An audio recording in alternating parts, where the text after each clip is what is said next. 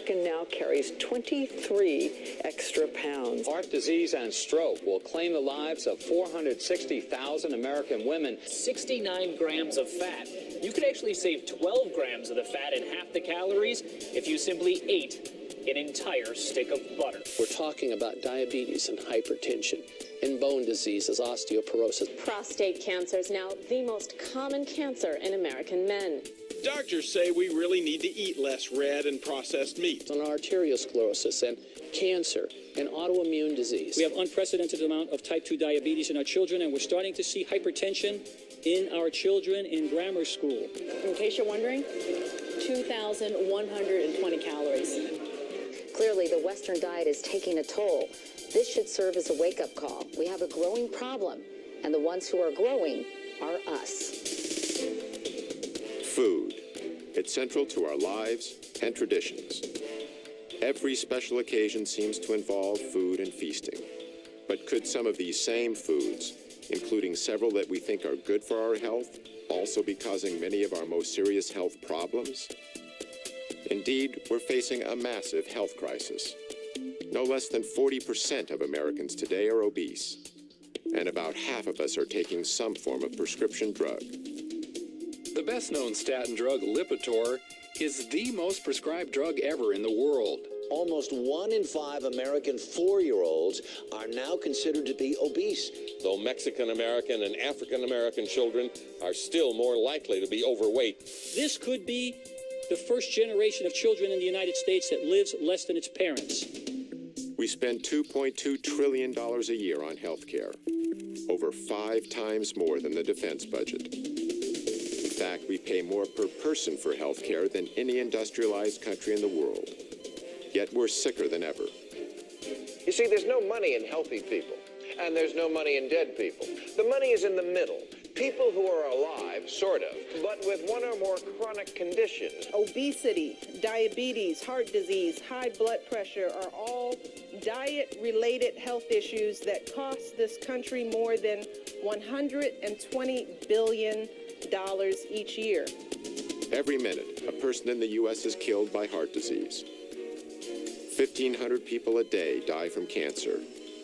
Combined, these two diseases kill over 1 million Americans every year.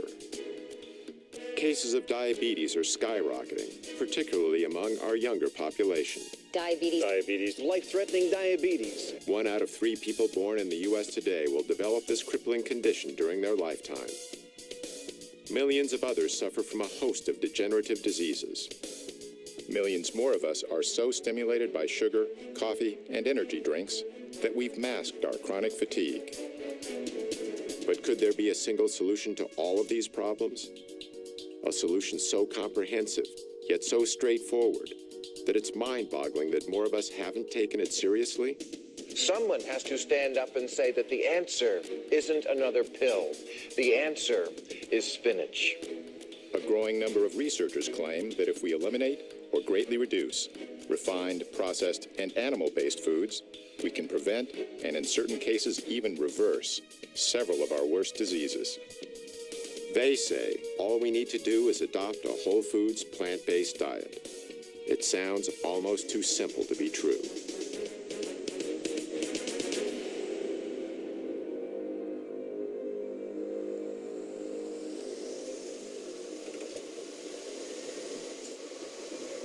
You might not expect someone like me to explore the connection between diet and disease. On my way over, I drank these 2 Red Bulls. I also had a 12-ounce Coke and another half of a 12-ounce Coke. I haven't always lived the healthiest lifestyle, and I've eaten more than my share of fast food. But as part of my effort to learn more about the link between food and health, I visited 2 physicians in Los Angeles, Dr. Matt Letterman and Dr. Alona Pulday. Hi. How you doing? Lee, nice to meet you. Nice to meet you too. Is Dr. Pulday? Dr. Pulday, pleasure to meet you too. Both are MDs. Dr. Letterman was trained in internal medicine and Dr. Pulday in family practice. They incorporate a whole plant foods nutrition plan into the treatment of their patients. Okay. Let's get started on that, and then we'll do some talking. 14282. I found out a lot more than I expected. Like a lot of Americans, I thought my health was pretty good. I had no major diseases that I knew of, but I hadn't had a thorough checkup in a while, so I decided to get one. When Dr. Letterman gave me the results, it was a real wake-up call. I gotta say, I'm kind of shocked. I'm really worried about my blood work numbers. 240 and 241 for my cholesterol is way higher than it's ever been. I got this 6 number. That, to me, is the most worrying number I got. The 6 number was the result of something called a CRP test, which measures the inflammation in my heart and blood vessels. This put me in the high-risk category for a heart attack. So I committed to a 12-week nutrition program under Dr. Letterman's supervision. The plan was to treat my health problems by eating a whole foods, plant-based diet.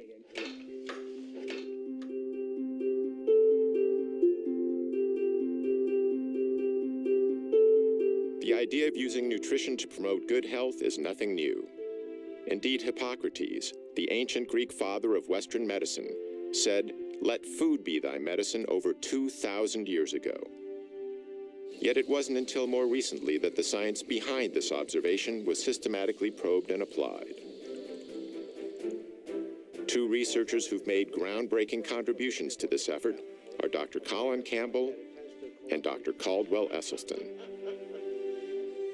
Born just a few months apart in 1933 and 34, they each grew up on farms. Campbell's childhood farm is in rural Virginia, where his family raised dairy cattle and milked cows. My dad and mother moved here in 1943 when I was 9 years old. And during that time, we had a dairy of about somewhere between 20 and 30 cows, which in those days was a modest, medium-sized dairy. At the time, milk was believed to be nature's perfect food. So perfect, in fact, that this U.S. government film from the early 20th century recommended that infants who have just been weaned from their mother's milk should be switched immediately to cow's milk. That was the excitement of doing something, producing nature's perfect food, if you will. Established in 1675, the Esselstyn's farm is in upstate New York. On these rolling hillsides, they grazed both beef and dairy cattle. This was sort of like the nerve center of the operation in a way? More or less, absolutely. This is sort of the epicenter around these barns. This is the way farming was done in that area. And so this is sort of where you learned the trade of the trade of farming. How old were you when you moved here again? 7. I didn't start driving the tractor till I was 8 years old. A late bloomer, right? Exactly. But I enjoyed it, and I really got a great kick out of doing the farm work. Although they didn't know each other yet, farm life had a deep and lasting influence on both Campbell and Esselstyn. To make it successful, you had to have persistence, staying power, and tenacity of purpose. I guess it's ironic in the sense that we're both now advocating, not consuming the products that we were busy actually producing with our families. During Campbell and Esselstyn's lifetimes, the American diet has changed dramatically. Near the beginning of the 20th century, Americans each ate about 120 pounds of meat annually. By 2007, that figure had exploded to no less than 222 pounds. In 1913, we ate about 40 pounds of processed sugar each per year. However, by 1999, our consumption of all refined sweeteners had risen to over 147 pounds. In 1909, Americans consumed around 294 pounds of dairy products apiece. But by 2006, our yearly intake of dairy had more than doubled to 605 pounds. By the early 1950s, Campbell was off to college at Penn State, while Esselstyn went to Yale. As part of Yale's rowing team, Esselstyn won an Olympic gold medal in 1956. During this same decade, the pace of American life was accelerating, even with our food. The late 50s was the heyday of the drive-in burger joint. The supermarket was just beginning to thrive in the newly built post-World War II suburbs.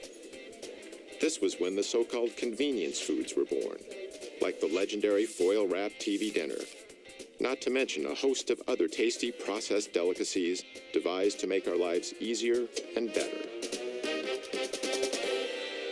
By now, Colin Campbell was in graduate school at Cornell University. which had one of the most prestigious nutritional science departments in the country. His research was on animal nutrition and biochemistry. But it was focused more on feeding animals for their ability to be able to produce meat, milk, and eggs, protein containing. And so my own research was focused on protein, making sure we got enough. It was considered to be the vital nutrient. It was one of the first nutrients discovered. And without protein, the animal would die. So it was a life force. And in fact, in even the early 1900s, there were statements made that this is the stuff of civilization itself. Protein was also nearly synonymous with animal-based foods like meat. It still is today, all over America. Why do you think meat is important in our diet? Protein. Protein. Protein. Protein. Protein. A lot of protein. We need protein, don't we? We can't live without protein. The idea that plants had protein also didn't come into play until maybe the late 1800s, early 1900s. And then it struggled through the years. No matter what source the protein came from, in the late 1950s, most scientists believed the world needed a lot more of it. We had a lot of starving and malnourished children in the world. And so in my community, in the nutrition community, there were discussions about why so, what could be done. And one of the prominent thoughts was to make sure they get enough protein. I certainly went along with this view. At about the same time, Dr. Caldwell Esselstyn was just beginning his medical career at the world-famous Cleveland Clinic in Cleveland, Ohio. Surgery soon became his specialty. There's something awfully satisfying about if you can remove the disease. For instance, if a patient had gallstones, you could remove them. If it was a gastric ulcer or a stomach ulcer, you'd directly take care of that. If it's a hernia, the same thing. During the 1960s, heart disease was on the rise in the U.S. What doctors commonly call coronary artery disease is usually caused by a condition of the arteries that supply the heart with blood. What happens is that over time, a fatty substance in the bloodstream called cholesterol builds up in the coronary arteries, restricting the blood flow to the heart.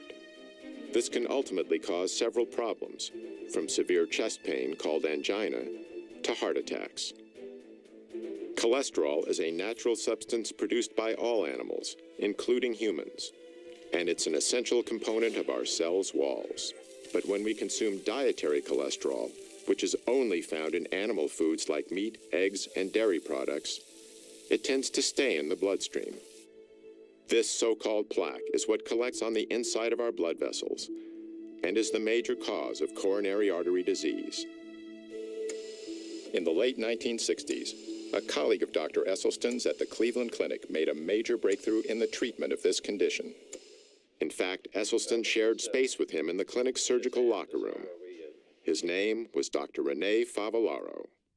Rene really sparkled in the operating room, and in 1967 he did his first bypass graft at the clinic, coronary artery bypass graft. This revolutionary new procedure was accomplished by removing a vein from the patient's leg, then stitching it on the heart's blocked coronary artery to allow the blood to flow around or bypass the blockage. Today, over 500,000 Americans go under the knife annually for heart bypass surgery, costing around $100,000 apiece. These operations alone constitute a staggering total of nearly $50 billion.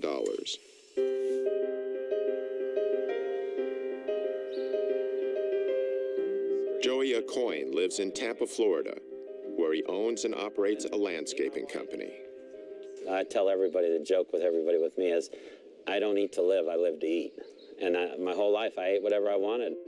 In 2004, doctors discovered Joey had a dangerously high cholesterol level of 320 and a hazardous blood sugar level of 480. This not only made him a type 2 diabetic, but a prime candidate for a heart attack and a stroke. This is my daily pill regimen.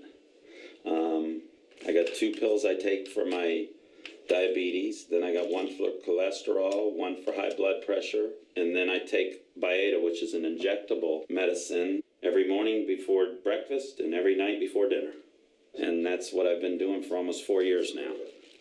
And I know it makes me tired, and I just don't feel normal. I only sleep 4 hours a night or so. I just hate taking them.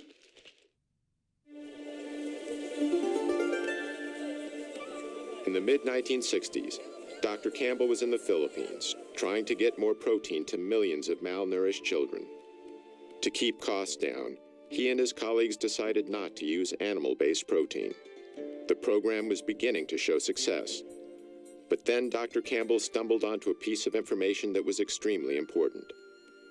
It centered on the more affluent families in the Philippines, who were eating relatively high amounts of animal-based foods.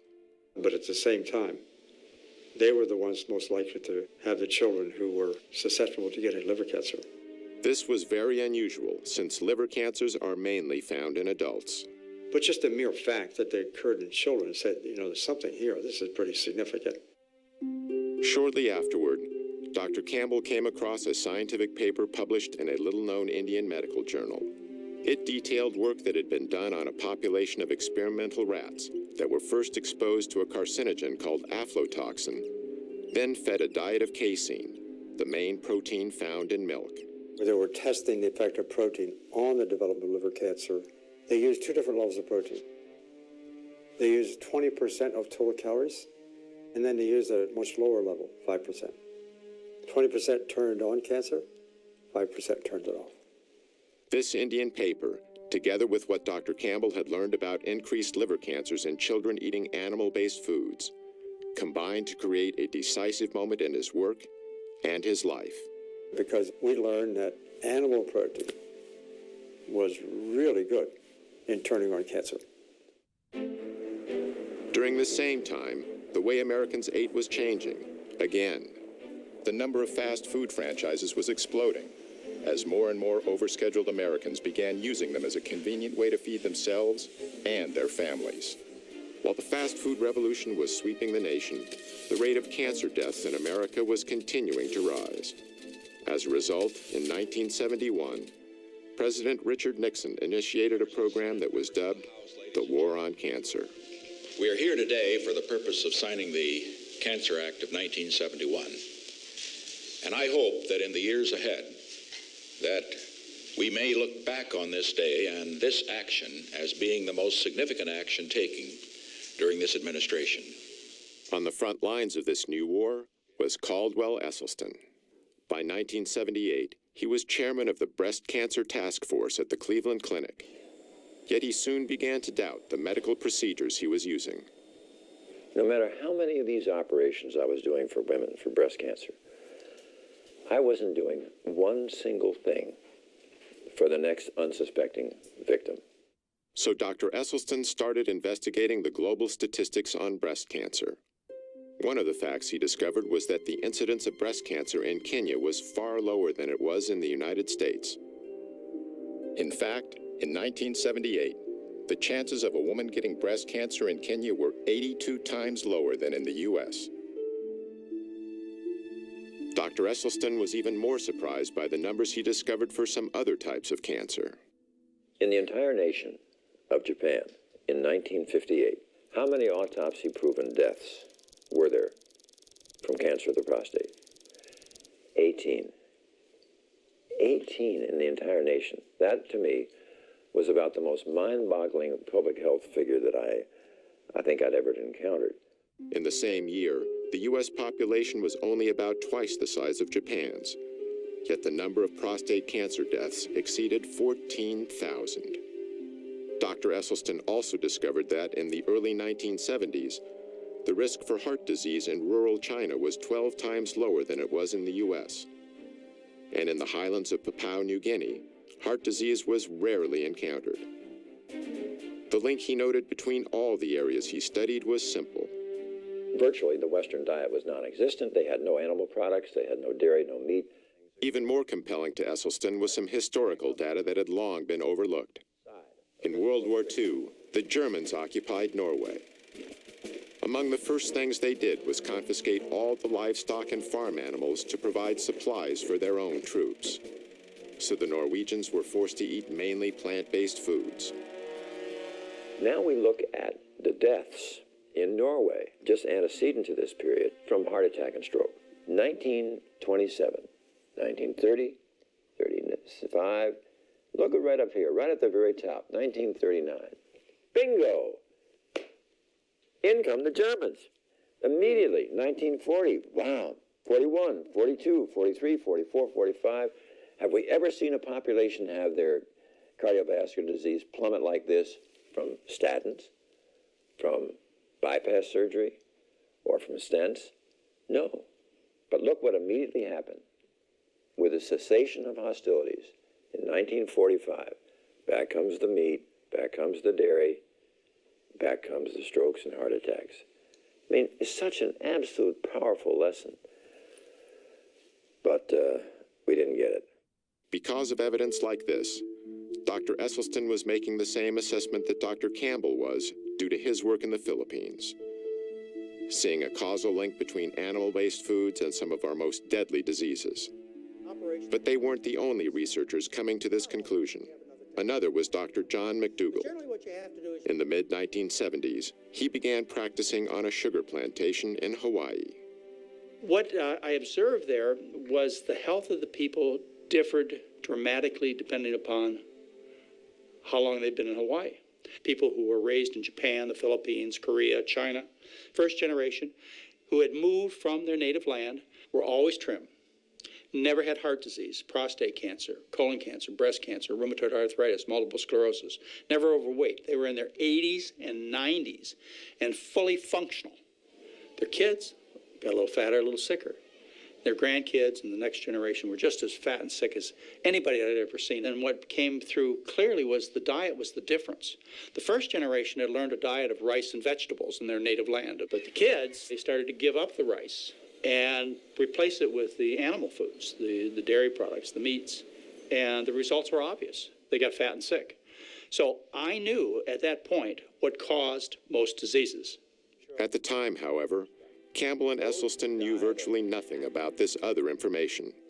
Even so, they ultimately reached a revolutionary conclusion: that many of our most crippling conditions could be greatly reduced, if not completely eradicated, simply by eating what they call a whole foods, plant-based diet. This means consuming foods that come mainly from whole, minimally refined plants, such as fruits, vegetables, grains, and legumes. It also means avoiding animal-based foods such as meat, dairy, and eggs, as well as processed foods like bleached flour, refined sugars, and oil. Campbell and Esselstyn's research in this field would change their lives forever.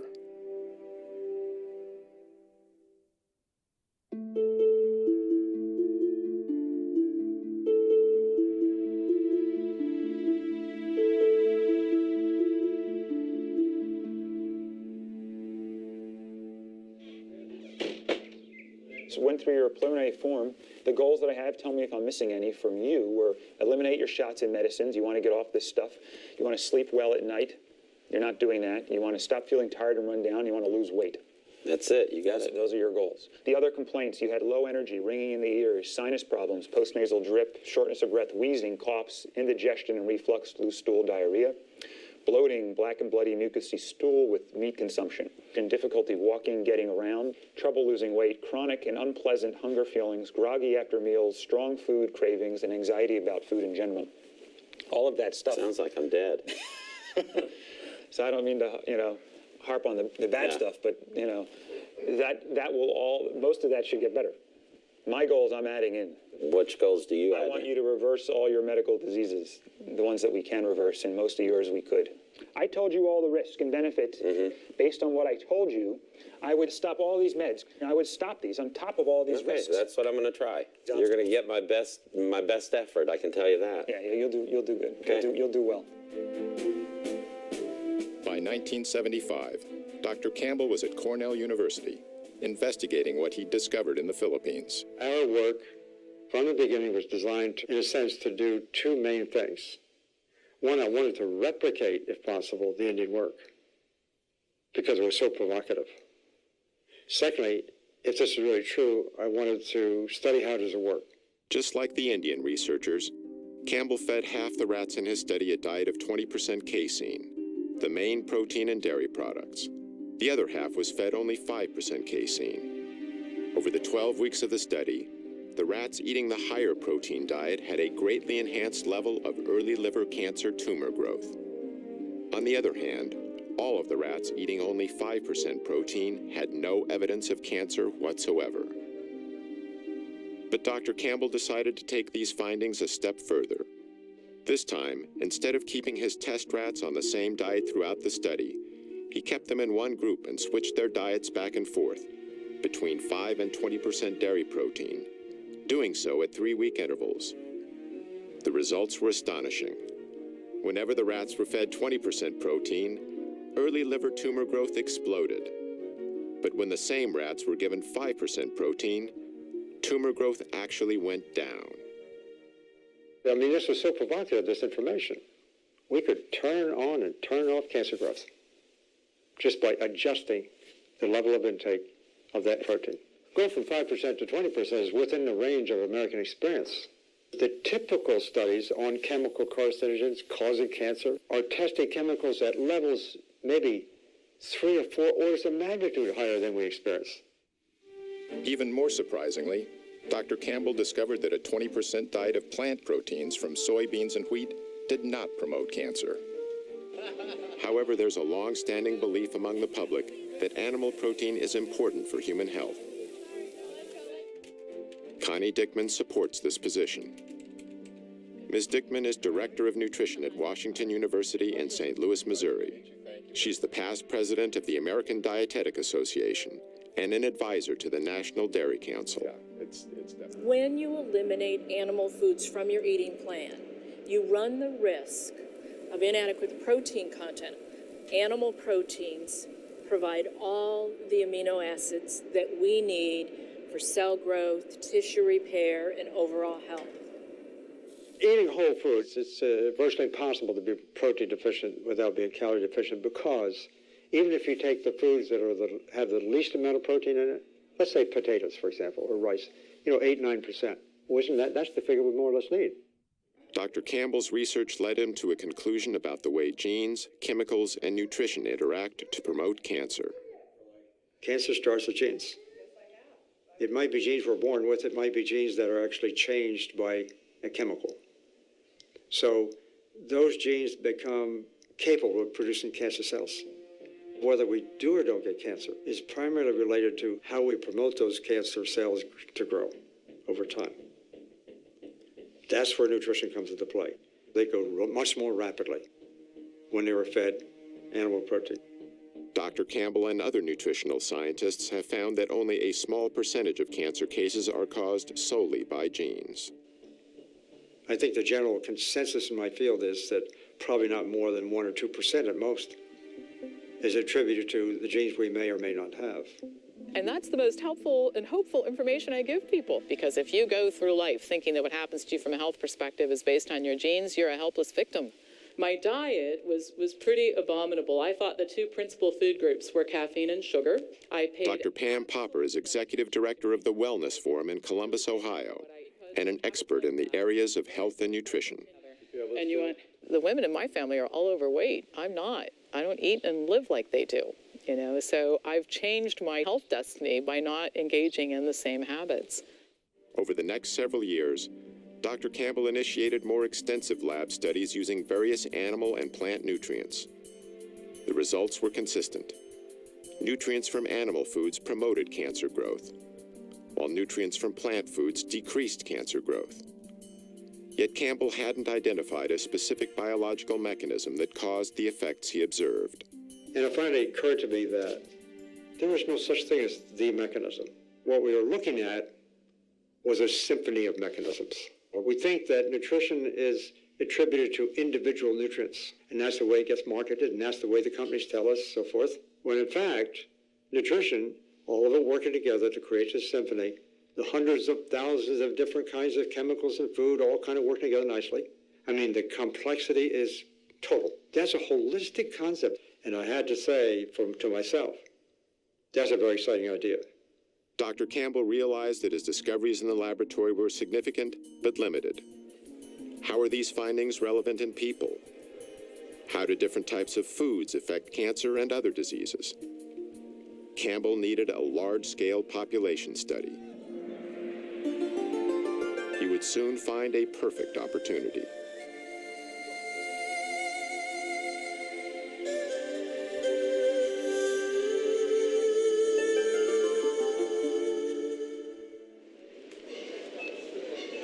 those are really good. They flavor things really Okay. nicely. That's something you want to get a riper one. Dr. Matt Letterman and his wife, Dr. Alona Pulde, are among a small but growing number of physicians who use a whole foods, plant-based diet as a primary treatment for their patients. From shopping with patients to teach them how to read nutrition labels. And I don't care what it says on the front, the back, or the sides. Look at the ingredients. Okay. And that's all I care about. To showing patients how to prepare meals. They are not your typical MDs. Doctors Letterman and Pulde use food as treatment because they feel it's the best medicine available. Medicine that not only makes their patients feel better, but that truly improves their health. In 1973, the U.S. Congress passed a new farm subsidy bill. Among other things, it included incentives that encouraged a massive increase in corn production. One of the major byproducts of this enormous corn surplus was a low-cost sweetener called high-fructose corn syrup.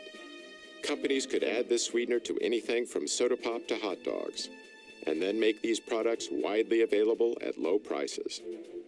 Processed sugars and other refined foods are far more calorie-dense than the whole plants they're made from. The dramatic increase in their use is a major reason why our food has become richer.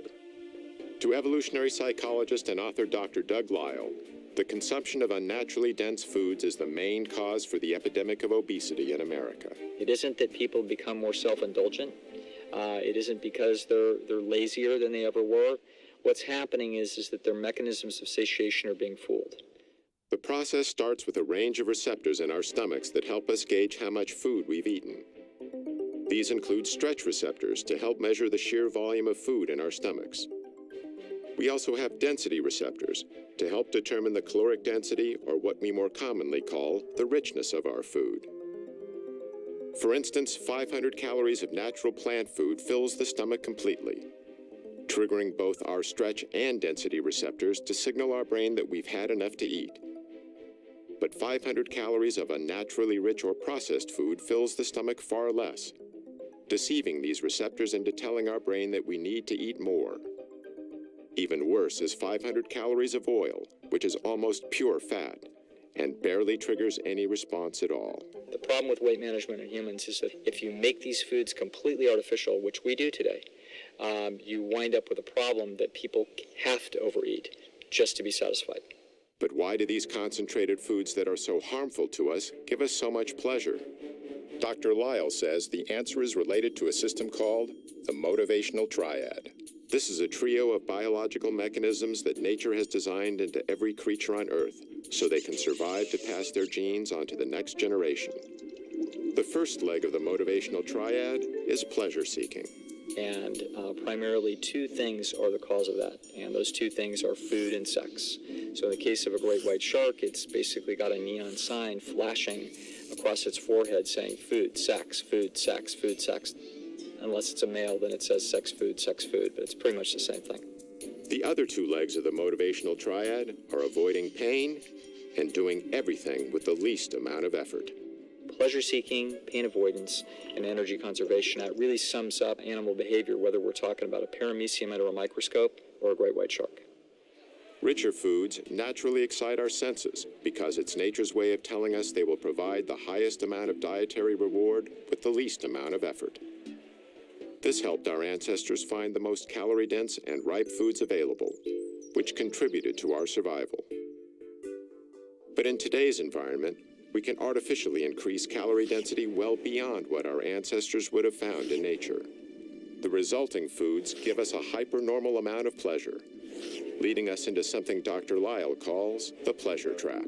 What the pleasure trap is an interaction between our natural instincts, which are trying to tell us the right thing to do, and some kind of artificial modern stimulation that is piggybacking or hijacking that process.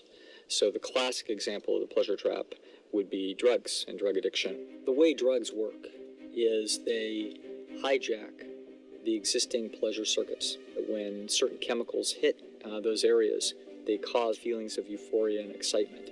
The same drug-like effect happens when we eat highly concentrated, processed foods.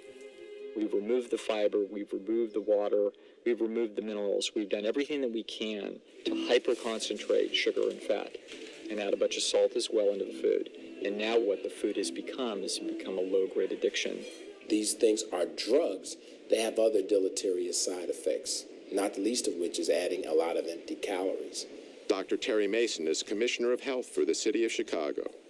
He's one of the few public officials in America who openly supports a plant-based diet. If it walked, hopped, swam, crawled, slithered, had eyes, a mom and a dad, don't eat it. Dr. Mason contends that the less affluent segments of our population have difficulty making the best food choices. Well, first of all, the diets are calorie-rich and nutrient-poor. This is the real problem.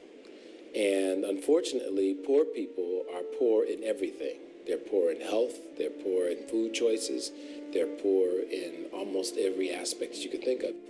This makes the less prosperous particularly vulnerable to the low-grade addiction of highly processed foods.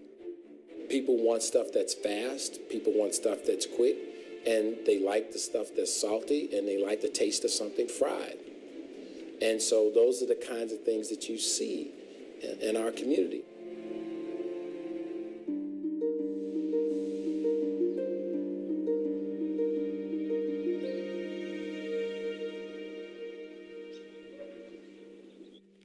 Sandera Nation lives in a quiet suburb in Cleveland, Ohio, with her 5 children. In October 2008, she was stricken by a strange illness. I want to say something, but it's not coming out. I'm getting really shaky and sweats, and then I'm cold, and I'm sick, and I'm fatigued, and my stomach hurts and everything, so I went to the doctor. And that's when they diagnosed me with hypertension and diabetes. Like Joya Coyne, Sandera was treated with expensive prescription drugs. I was in denial for a while. I heard what they said, but I was in denial, like, I still ate things I shouldn't have. I didn't really get the education that I needed to know, so I really depended on that pill to save me. Then Sandera met with Dr. Esselstyn, who recommended that she treat her illnesses with a whole foods, plant-based diet. Let's come on in and we'll get to work. I was a little nervous, but he made it real easy for me. I was real interested in what he had to say and what he was going to teach me in the new journey that I would be taking with him.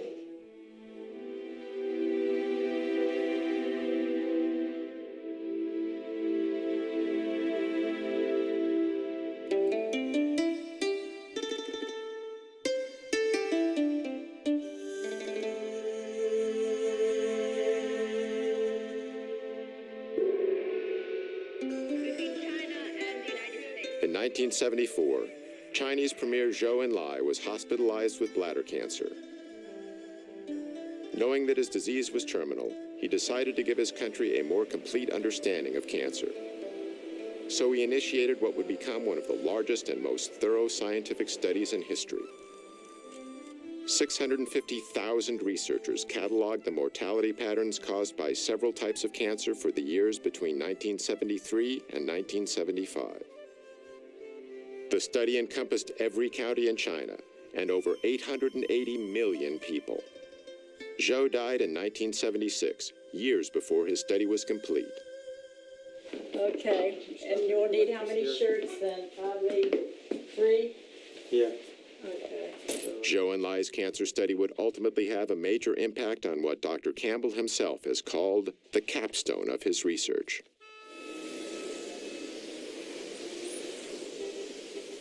Early 1980s. And you were there for 2 or 3 months. Dr. Junshi Chen is now senior research professor with the Chinese Center for Disease Control and Prevention. He first met Dr. Campbell at Cornell in 1980, when he was a member of the Chinese Institute of Food and Nutrition Science. The Cold War was just beginning to thaw, and Dr. Chen was among the first senior scientists from China to visit the United States. By then, Dr. Campbell had become one of the most distinguished nutritional biochemists in the world. When they discovered this book, a significant collaboration was born. This is the Atlas of Cancer Mortality in China. Published in 1981, the Cancer Atlas was the result of Zhou Enlai's nationwide study. It showed a highly unusual geographical distribution of different types of cancer in China, which tended to be clustered in certain hotspots. The same was true with cancer after cancer. And the counties with the highest levels were often far greater than the counties with the lowest levels. So, for example, esophageal cancer, according to this cancer map, the mortality has 400-fold difference among different counties in China. That's huge. Yeah, and I understood in the United States only several-fold difference. Maybe twofold. That's all we see. Yeah. So that caught our attention in terms of the why. Because they are all Chinese. Genetically, they are all the same. And why they have so much difference in single cancer mortality. So we believe it has to be related to the environment, the big environment. And from our professional perspective, of course, it's diet and the nutrition. Dr. Chen, he said, why don't we just go there and do a study? For Dr. Campbell, it was the opportunity he'd been looking for. Among other things, he could examine how his observations about liver cancer in Filipino children and the findings from his lab studies applied to a large human population. The project would consider 367 diet and health-related variables, making it one of the most ambitious nutritional studies ever conceived. Dr. Campbell and his associates carefully chose 65 counties scattered across China. These counties were mainly located in rural or semi-rural areas. We use the rural counties because they are stable in their residence and they have been in this lifestyle for at least 20 to 30 years. More than 350 workers were trained. They carefully surveyed the diet and lifestyle of 6,500 people in the chosen counties. Urine and blood samples were also taken.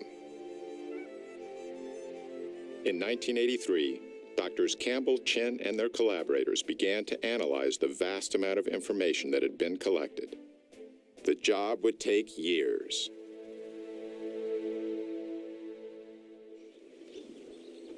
After 8 weeks eating plant-based foods, Joya Coyne was still off all his medications. When I started this, I had all these side effects from medication and from my being so unhealthy. But now I'm getting in better shape every day. I feel more healthy. I very seldom get tired during the day. I just feel so good all the time. This is a scale that I weigh myself on, and it started about 8 weeks ago, way up here around 218, 220. And now it's bouncing between 180 and 185. None of my belts fit. This one here, I actually had to have 2 new holes punched in because I like the belt so much. Nothing fits. I got to go shopping. It's just everything, all my clothes. A good problem to have. It's been fun for him because I think he's learned, in addition to the fact that he's seeing such great results, that he loves it. I don't think he'll go back to this old ways. He feels too good, and he likes, even if he started to eat and go off a little bit, he feels too good, his energy's too good, he looks younger. And the fact that he would have to go back on all the meds, if he did, I think that that's a huge motivation for him to maintain the lifestyle.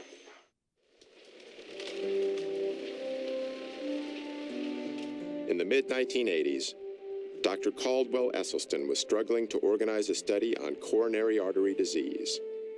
His plan was to put a group of patients on a diet of low-fat plant-based foods, along with small quantities of low-fat dairy products and minimal amounts of cholesterol-reducing drugs.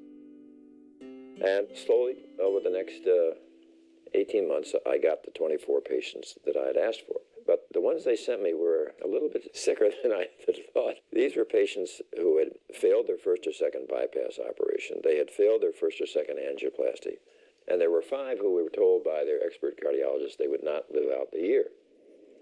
One of the most gravely ill patients was a 59-year-old speech and communications teacher, Evelyn Oswick. I ate all the chocolate candy I could eat, ate every donut I could put my hands on. Oh, I just love things like that, a lot of gravy. And then I have had 2 heart attacks before I met Dr. Esselstyn. When I had the second heart attack, the doctor said that I should prepare for death, really, is what he said. And I looked at him and I said, do you really mean that what you want me to do is buy a rocking chair and just sit there and rock away and wait? And he just looked at me and he said, yes, that's just exactly what I'm saying. Anthony Yen was born and raised in China. And we were eating typical Chinese cultural diet. Very small piece of meat, but they slice it, and so it was for flavor rather than American style. When you eat a large, great, big piece of meat, which you could easily feed the whole family in China. And we eat a lot of vegetable in China, and we had soup. But once I came to the United States, you find beginning to experience fast food, hamburgers and cheeseburgers, pizza, and I noticed my weight began to gain. When Mr. Yin was 56 years old, he suddenly experienced severe chest pains. At that time, I had an open heart surgery. I had 5 bypass, 5. But it was very interesting. About a week later, I felt my chest tighten up again. So myself and my wife went to see Dr. Esselstyn. I saw every one of these patients myself every 2 weeks for the first 5 years. And at that visit, we would get a full cholesterol lipid profile. We would get blood pressure, weight, and I would go over every morsel they ate. By using simple foods as the main treatment for his patients, Dr. Esselstyn was bucking a high-tech, high-cost system that was deeply entrenched in both big medicine and big government. You know, behind my back, I got to be known as Dr. Sprouts. But I've always liked a challenge. We preheated the oven, got the water going, we just add some seasonings, and then we add the onions and the spinach. I've never been a morning person my whole life, and but previous to this experience, it had probably been worse than ever, and that entailed needing to get up in the morning and caffeinate myself with Cokes and Red Bulls and stuff like that before I could even think or start to work. We didn't make the rice noodles, but you would just boil them real quick and then throw this on top. Right. He's actually eating more often, but he's eating the right foods, and he lost weight. So he certainly feels much better that way, and you can tell it in his face, in his neck, in his belly. He's lost a lot of weight there. He also has better energy. He's waking up earlier now. That's great, because we have then some morning time together. I don't think I found anything. You're the doctor. 1990. Following nearly a decade of intense effort, Dr. Campbell and his colleagues finally published their China study. It identified no less than 94,000 correlations between diet and disease.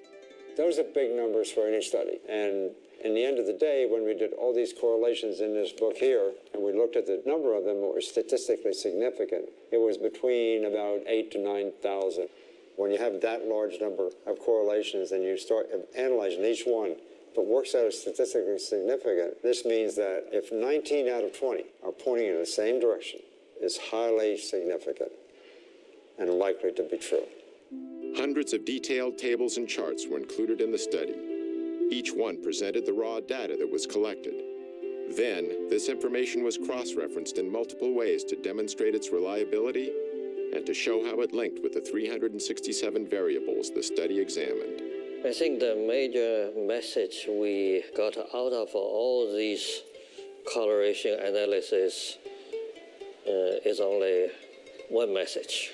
The plant food-based diet, mainly cereal grains, vegetables, and fruits, and very little animal food, is always associated with lower mortality of certain cancers, stroke, and coronary heart disease. The New York Times called it the most comprehensive large study ever undertaken of the relationship between diet and the risk of developing disease. For Dr. Campbell, he finally had large-scale data on people, and it was remarkably consistent with his earlier discoveries.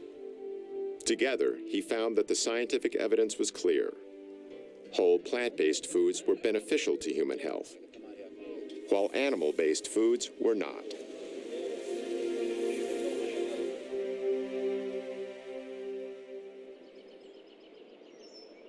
Sandera Nation's journey to better health wasn't easy at first.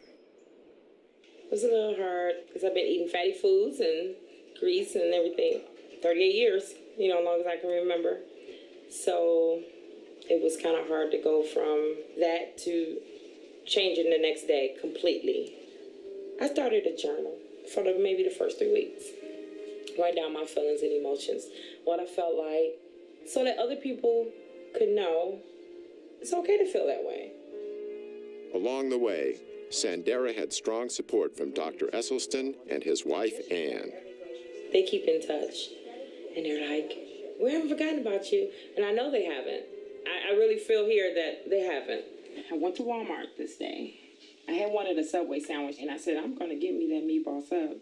I then received a call while I was at Walmart from Mrs. Esselstyn, as if they knew I was weak at this moment.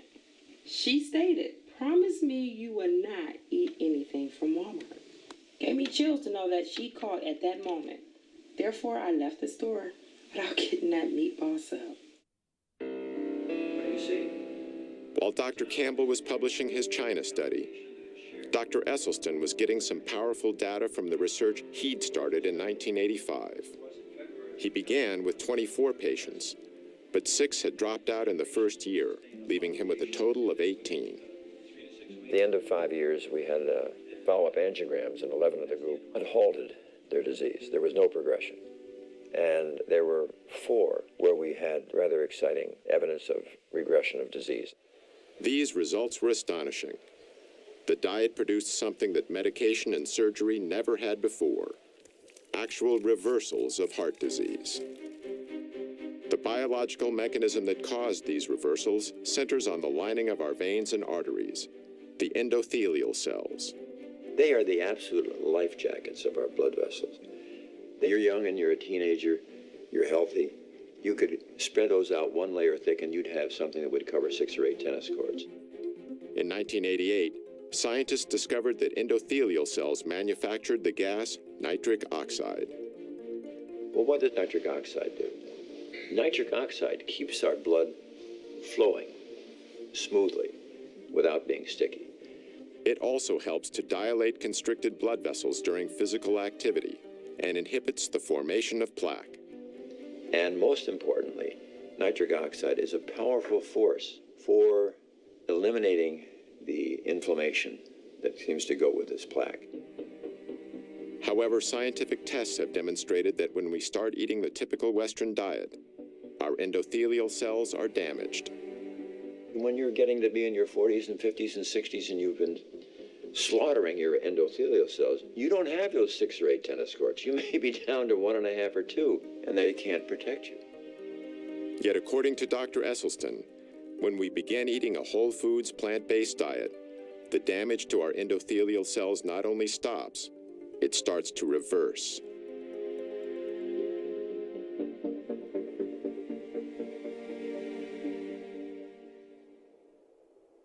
About 5 years into his study, Esselstyn made a small but significant change in his patient's menu. It started in 1990, when he read the glowing review of Dr. Campbell's China study in the New York Times. Dr. Esselstyn saw that and invited me to come to a conference he was organizing in Arizona. These 2 revolutionaries, who up until then had been on similar but separate paths, finally met face to face. On the one hand, I'm coming from the scientific route, getting some ideas. He's coming from the clinical route and doing some dramatic research. Here's the science, here's the clinical evidence. Put the 2 together, it's amazing. When he learned of Campbell's research, Esselstyn removed dairy products from his patient's diet. The results of his ongoing study continued to be impressive, and in 1995, he published a paper detailing them in a noted scientific journal. Yet one of Esselstyn's most remarkable success stories involved a colleague of his at the Cleveland Clinic, Dr. Joseph Crow. Actually, I was active, healthy, very busy. mid-40s. Absolutely no risk factors at all for any heart problem. But Dr. Crow, even with what was considered to be a healthy cholesterol level, was actually ravaged by heart disease. This angiogram, taken after his first nearly fatal heart attack in 1996, shows how badly damaged one of his coronary arteries was. This angiogram was done after less than 3 years of entirely dietary treatment.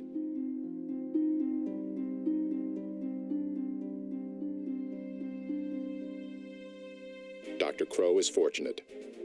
In 25% of cases, sudden death is the first and only sign of coronary artery disease. Of Dr. Esselstyn's original 18 patients, all survived the initial 12 years of the study. Today, 14 patients are still alive, over 2 decades after the study began. The thing about Essie, although he's always very pleasant, when you said, I'm going to be on this program and I'm going to stay with this diet, you stayed with the diet or there was the door. You had no choice. I mean, his smiles are wonderful, but he is very stern, you know. That's why I'm still living. But, you know, he's just a wonderful man. And I look at the pictures, some of my pictures years ago, 20 years ago, actually looks older than today. The only thing is I lost more hair, you know. Anthony and the other male patients also noted another change. When you're young, when you're a teenager, you see a female and so on, it gets kind of excited. And the first reaction physically, you know, it gets attention, you know. Raise the flag, I call it. This happened to us. All the other Dr. Esselstyn's, I call them all the guinea pigs. The flag still rises. Talking to your doctor about ED may be the last thing you want to do, but it's definitely a conversation worth having. I'm a practicing urologist and have been so for the last 25 years. And erectile dysfunction is actually the first clinical indicator of generalized cardiovascular disease. It's the canary in the coal mine. It's the thing that lets you know that you have some significant endothelial and vascular disease much earlier than will a heart attack or something like that. We have to stop thinking of the body like it's compartmentalized. It really isn't. The blood goes everywhere in the body. And so if you have vascular disease anywhere, you have it everywhere. Despite the apparent success of the dietary approach, some critics say eating this way is extreme. Now, with the Western diet, this guarantees there are going to be, 500,000 people in this country this year who will have to have the front half of their body divided, their heart exposed, then veins will be taken from their leg and sewed on their heart. Some people would call that extreme. Dr. Esselstyn has now successfully treated over 250 patients with heart disease, using almost exclusively a whole foods, plant-based diet. Heart disease, as far as I'm concerned, is an absolutely toothless paper tiger that need never, ever exist. And if it does exist, it need never, ever progress.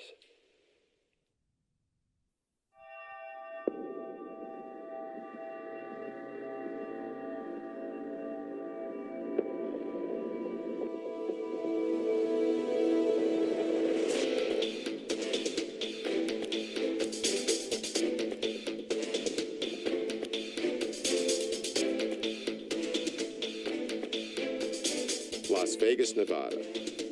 At the Extreme Couture Gym, we found an extraordinary plant-based athlete, Ultimate Fighter champion Mac Danzig. In the mixed martial arts world, strength, toughness, and endurance are of paramount importance, and Mac has them all. I had cut dairy out of my diet when I was about 18 years old because I had a ear, nose, and throat allergy to dairy, and I was getting a lot of ear infections and things like that. So when I cut that out, really the only thing that was separating me from having a vegan diet was chicken and fish. So I was just eating that for years, and I was eating it because I thought that I needed to, because everyone tells you, you know, if you're an athlete, you need, you know, at least chicken and fish in your diet for protein. You know, something that's just one of the myths that's been perpetuated for a while. All it took was me cutting the chicken and fish out, and I did it cold turkey. I think a lot of people, stereotypically speaking, think someone that's a vegan is like some skinny hippie type of person. And, you know, I'm not necessarily trying to break the stereotype. I tried the diet for my own personal reasons, and it worked for me. I feel like I have more energy now that I don't eat the meat products, and I also feel like I recover better in between my workouts. I'm not trying to be part of some exclusive club or anything like that. I'm just doing my thing, and you know, don't plan on eating meat or dairy or anything like that for the rest of my life. This guide is called the Type A Planning Guide. Now, it includes foods that are found in the basic 4 food groups because we are concerned about the total daily needs, and this is a part of it. We must serve 1/2 pint of fresh fluid milk to provide calcium, riboflavin, and the other nutrients that are needed for our children. For decades, the dairy industry and U.S. government have been saying that milk is good for our bones. While all whole foods contain calcium, an essential nutrient for bone health, it is argued that we need the higher amounts found in dairy. Children and aging women in particular have been singled out to drink more and more and more milk. What do you think the most important nutrient we get from dairy products is, like milk? Calcium. Calcium. Calcium? Calcium. Calcium. Calcium. Or calcium. Calcium. The science in terms of dairy's role in healthy bones is pretty strong. And in fact, the National Osteoporosis Foundation, of course, utilizes that science in their recommendations. Osteoporosis is a degenerative bone disease, which has been widely linked to a lack of calcium. If this is true, nations with a high intake of dairy products, which are a major source of calcium in a westernized diet, should have low levels of osteoporosis. But according to a study done by a distinguished Harvard researcher, nations with high levels of calcium intake tend to have high levels of hip fractures, which is a key indicator for osteoporosis. And so, in fact, the higher the dairy consumption, the higher the rate of osteoporosis. Exactly the opposite of what the dairy industry has been telling us for so long. One of the primary mechanisms for that is that animal protein tends to create an acid-like condition in the body called metabolic acidosis. To combat this condition, the body draws upon its most readily available acid buffer, namely calcium in our bones. As the calcium is extracted to neutralize the excess acid, our bones are weakened. In defending the health benefits of milk, many national health organizations now recommend that we consume low-fat dairy products. It can be milk, it can be yogurt, it can be cheese, it can be anything made from milk. But again, the important message, it's a message that comes from the American Dietetic Association, the National Osteoporosis Foundation, cancer, heart. We're all on the same page. It needs to be low fat or fat-free. So as the fat is taken out, the protein becomes a larger proportion of the total. So they become higher in protein, lower in fat. And when we compare these high protein, low fat milk products, for example, with prostate cancer, the relationship is as strong as it is for cigarette smoking and lung cancer. Most of these animals here are what we call heifers. They're the young females, not yet cows. So they haven't had their first calf yet. Haven't had their first calf. So they have to have their first calf before they can Once they lactate. come into lactation, they almost keep them these days. They keep them pregnant continuously for 3 or 4 years. Why are they eating grass now? Well, this is the last time in their lifetime they're going to see grass. After that, they're in the barn. They're standing there for the rest of their life. When I was young, we defended our product, promoted our product, because it was nature's most perfect food. And so I believe that. But it took on a slightly different twist as time passed. I mean, it's the most perfect food for cats. And trying to switch the milk of one species to another species doesn't make a lot of sense. Only 2 months into her treatment, Sandera was experiencing dramatic effects on her type 2 diabetes and hypertension. Since I've been on a plant-based diet, blood pressure's been wonderful.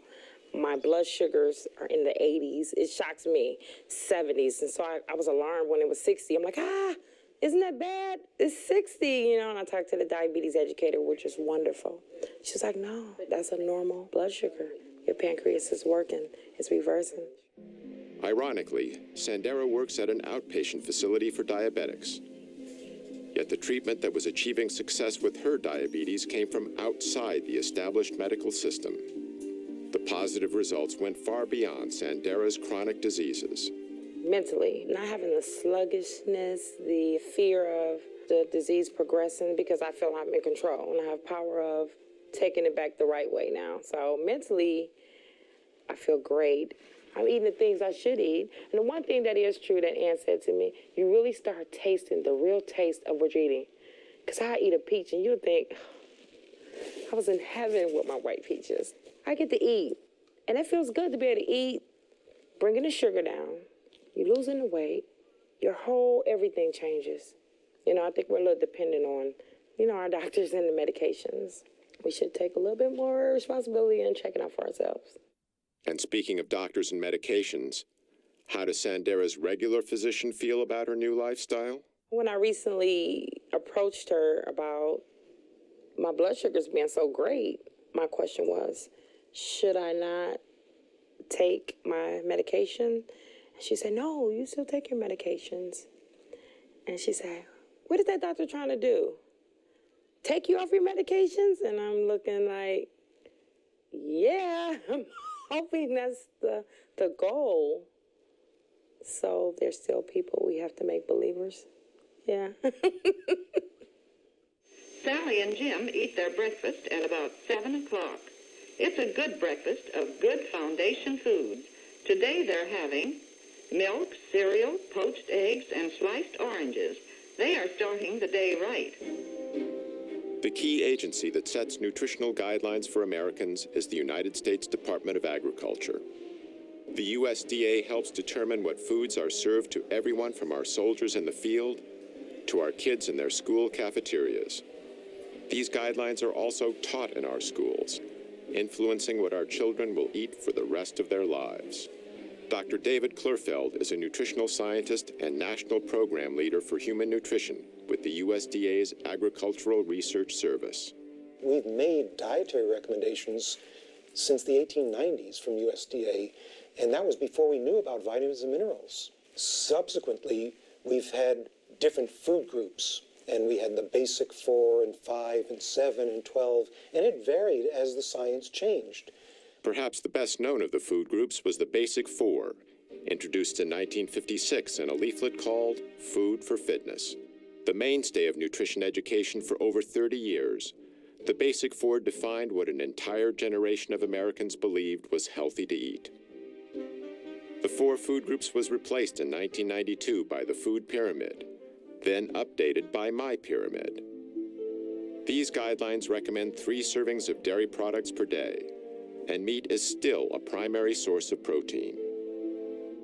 In following My Pyramid, a 15-year-old girl can eat a daily menu consisting of a bowl of Lucky Charms with low-fat milk and a glass of orange juice from concentrate for breakfast, cheese-flavored crackers for a morning snack, a cheeseburger on a whole-grain bun with French fries and a Coke for lunch, chocolate pudding and grapes for an afternoon snack, and chicken nuggets with a biscuit and canned green beans for dinner, with low-fat ice cream for dessert. I see now what's happening with the way that we feed many of our children and our school systems. We shouldn't be surprised that we're seeing childhood obesity at the rates that we're seeing it. Dr. Neil Barnard is a medical researcher and president of the Physicians Committee for Responsible Medicine. Well, the problem is when a kid is pulling his tray down the school lunch line, you see federal policies in action. There are burgers topped with cheese, the milk is heavily subsidized, but the vegetables and fruits, a little bit harder to find. And this is because the government contracts are going to particularly the meat producers and other producers as well. It has nothing to do with the health of the children. It has all to do with the financial health of the big agribusiness entities. What we have with the USDA is it's really a farmers advocacy organization, and okay, let's have one. But that same group cannot advocate for farmers, help subsidize their operations, manage commodity foods, subsidize the price of growing things, and then turn around and say, okay, we're gonna tell people what to eat. They're gonna tell people what to eat based on their constituents, which are the farmers, not the American public. In 1998, Barnard's group sued the USDA. Every 5 years, the government reformulates the dietary guidelines for Americans. That's the blueprint of what Americans are supposed to eat to be healthy. And we looked at the panel that pulled it together, 11 people. 6 of the 11 had financial relationships with the food industry. So we said, hey, wait a minute. There are laws about what they're supposed to do and how transparent they are supposed to be. They violated those. And we brought them to court. And it was a long trial, but we won. But that doesn't change the fact that the policies they came up with continue to favor industry as they always have. I don't think there really is a problem with industry connections between scientists and the food industry, primarily because if the beef industry has a question about their products, shouldn't they go to the best scientists? And if the best scientists are consulting for the food industry, I still want the best scientists on these committees that make nutritional recommendations. Financial conflict of interest is only one conflict of interest. You know, there are people who've spent their entire careers trying to prove that a vegetarian diet is good for you or that red meat is bad for you. Now, they may not have industry ties, but they too have a conflict of interest. You know, we do develop biases personally. I had those biases too.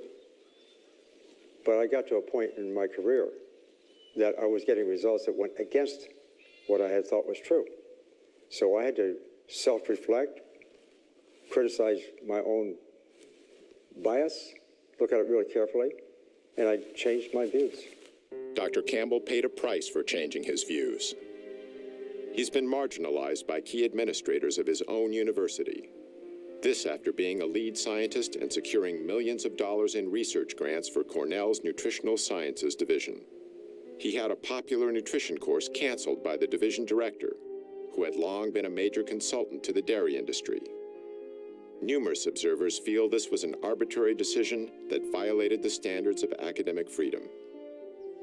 Dr. Campbell has also witnessed serious corporate influence over research that is used to develop the government's nutrition policy. One example he cites centers on the prestigious National Academy of Sciences.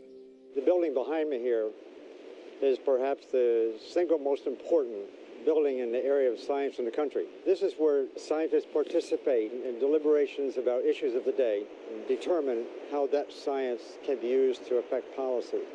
In the early days when I was involved, those panels were mostly funded by public money. But on the other hand, in more recent years, I have seen more and more corporate money coming in to support these activities, and more people being allowed on the committees, especially the chairs of the committee, and of course they can pick the kind of people they want to pick in order to get a certain kind of conclusion. It's not the way it should be, and I'm sure that if the public were to know how powerful is this influence, they would be surely upset.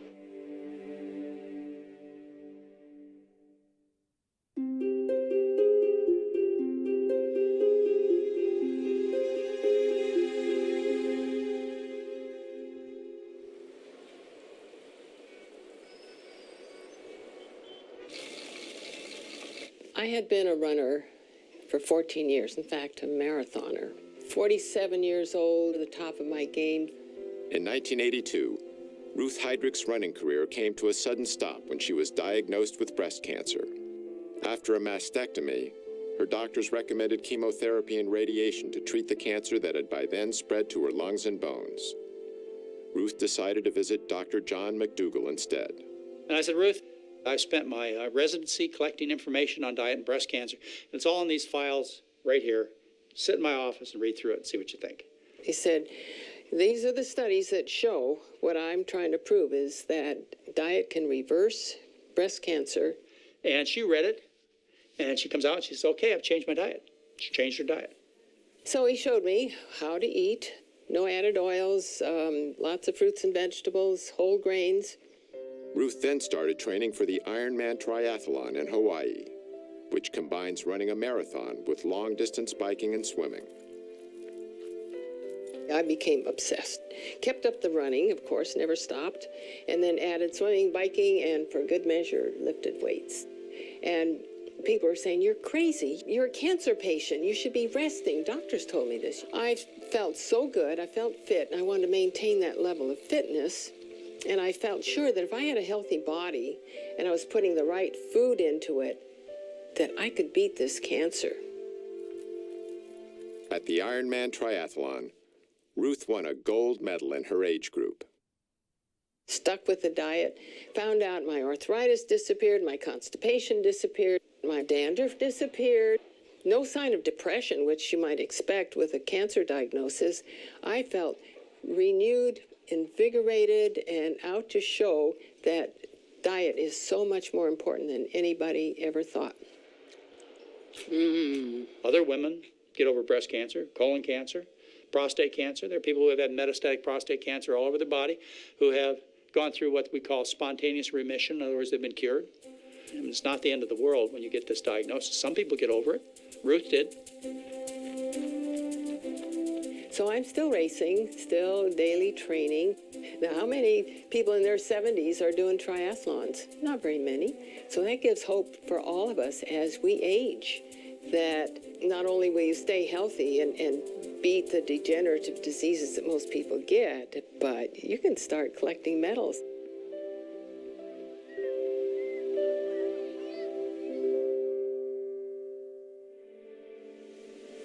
The food choices we make have profound global effects.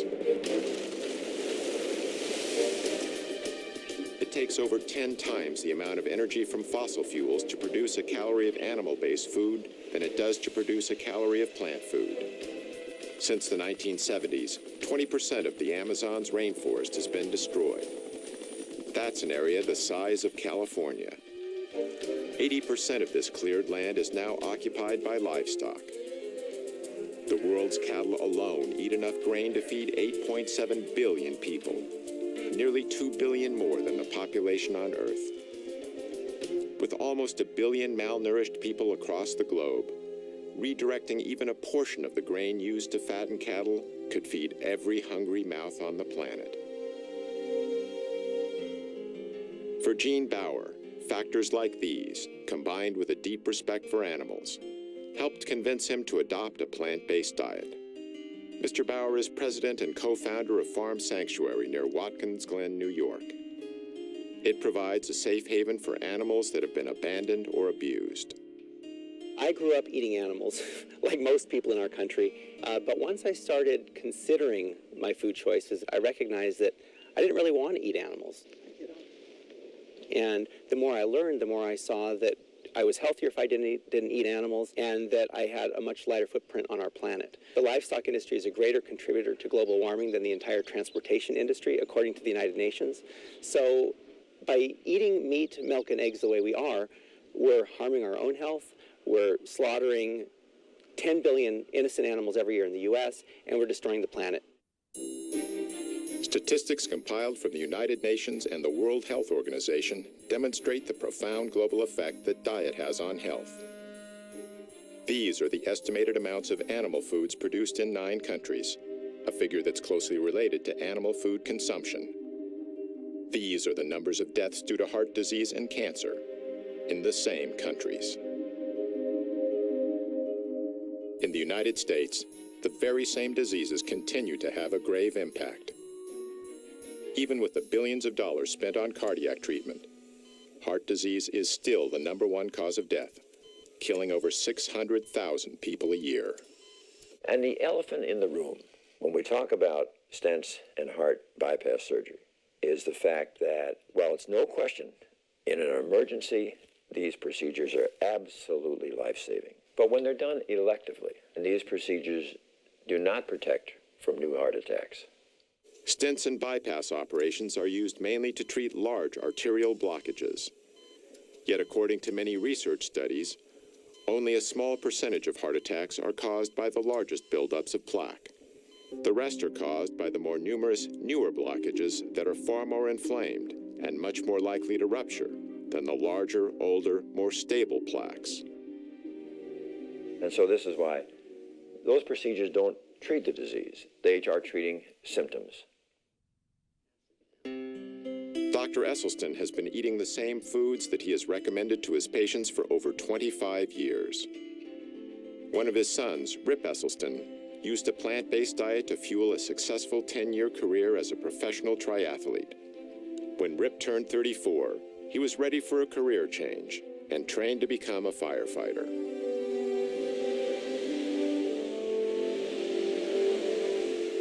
Rip was assigned to Engine Company Number 2 in Austin, Texas. We're incredibly competitive here at the fire station, and we love making bets. So we were out on the porch one night, and we kind of made this little bar bet to see who had the lowest cholesterol level. So the next morning, we drove to a lab, got tested, and the results came back, and it led to a discovery that James Ray, our resident redneck, had a cholesterol of 344. Pretty much means you're knocking at death's door. And so what we did in an act of solidarity is the next day we went about eating a plant-strong diet to basically save his life and save his arteries. The men agreed to change their firehouse diet. But in Texas, old eating habits die hard. Meat's almost a sport in Texas. I have several good friends that they're barbecue teams. That's what they do. That's their sport on the weekends. Texans are serious about Texas, barbecue. Kansas.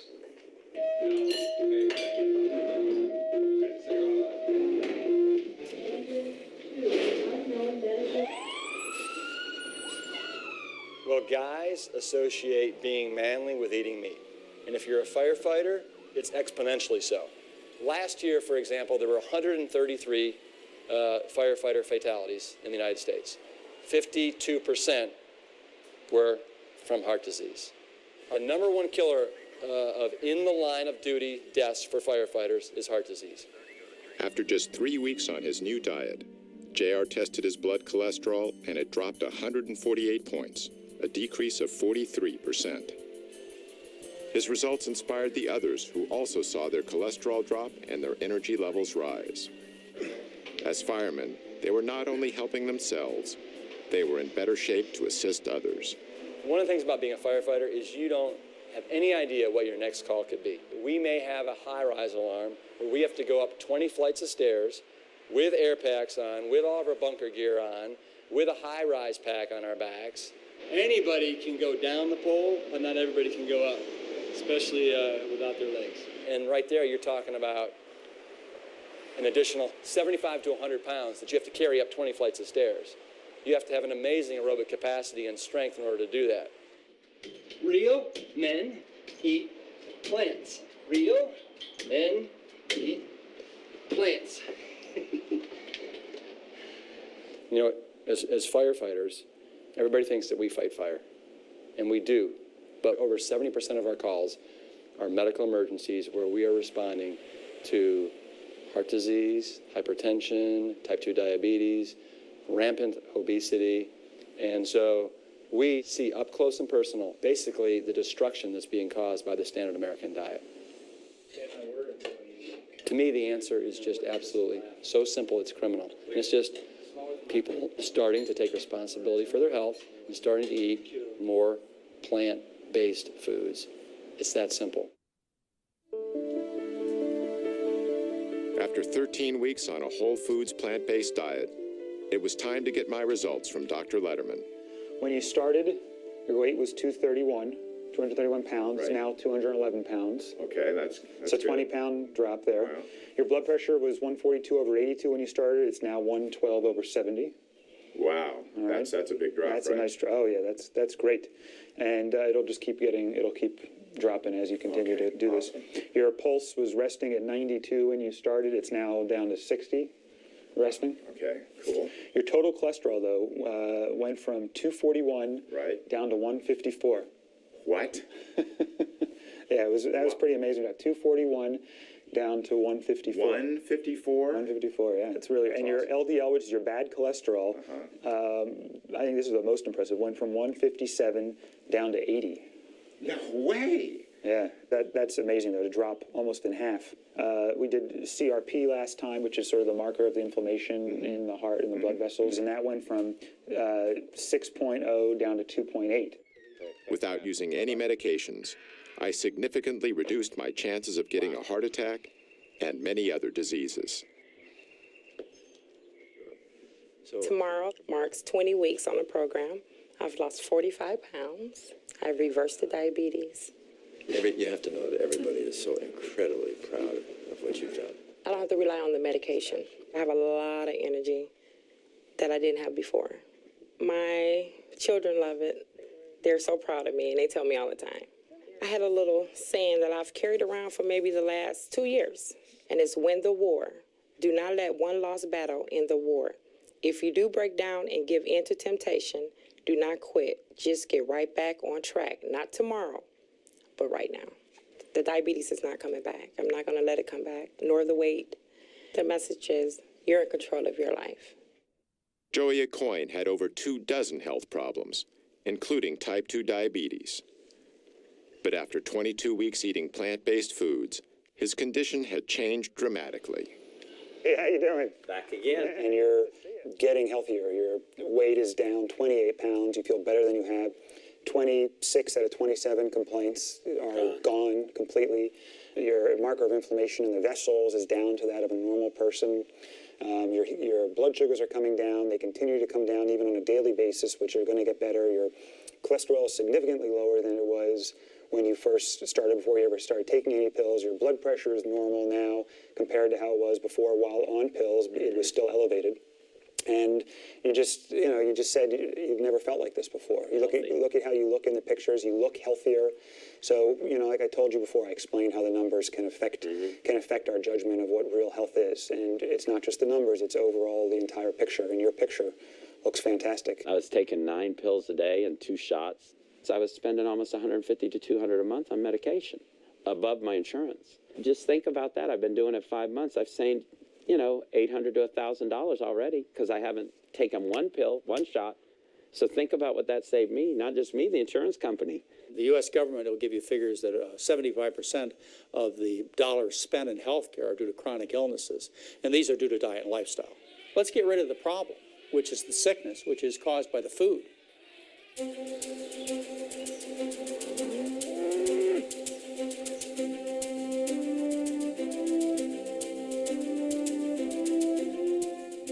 Now well into their 70s, Doctors Campbell and Esselstyn are both vital and active. They also continue to spread their message. If you carefully look at our school children, already the arteries to their brain, the carotid artery, is getting some intimal medial thickening. Dr. Esselstyn lectures about his research all over the United States and abroad. His wife, Ann, frequently accompanies him to help counsel patients and to demonstrate the preparation of plant-based foods. Dr. Esselstyn is also director of the Cardiovascular Disease Prevention and Reversal Program at the Cleveland Clinic's Wellness Institute. Like Dr. Esselstyn, Dr. Campbell continues to lecture throughout America and beyond. Dr. Campbell, you believe that even if animal-based proteins, meat, dairy, etc., are free from contamination, you don't think people should eat them? No, I don't. I think the closer we get to a plant-based diet, I should say a whole foods plant-based diet, the healthier we're going to be for all of us. In China, where Dr. Campbell did his large study a generation ago, the population has experienced dramatic increases in the amount of meat, dairy, and processed foods the average person consumes. At the same time, the rates of degenerative diseases are skyrocketing. Many Chinese now share some of the same beliefs Americans have about nutrition. 吃肉，我觉得增加蛋白质啊，对人体其实有很多好处。早晨起来喝一杯牛奶，我认为好像还是比较好。 Dr. Campbell's message is resonating with growing numbers of concerned people around the world. Oh, thank you. Thanks to the efforts of both these pioneers and their colleagues, thousands of people are realizing that profound improvements in health and quality of life are within reach. You have two choices. You can eat yourself into poor health and early death, or you can eat yourself into good health and a long, healthy life.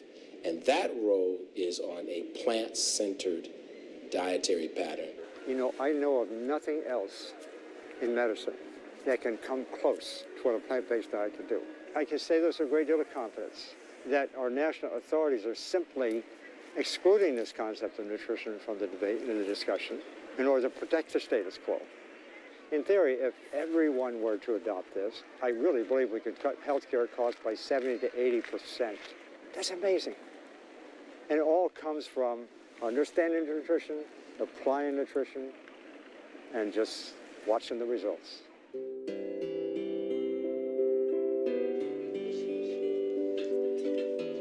The greatest gift that you could possibly give to yourself and your family, not only those in your generation, but your children and your grandchildren, if you can make them be aware of the incredible power that resides within each of them to avoid life's most poignantly tragic and painful events.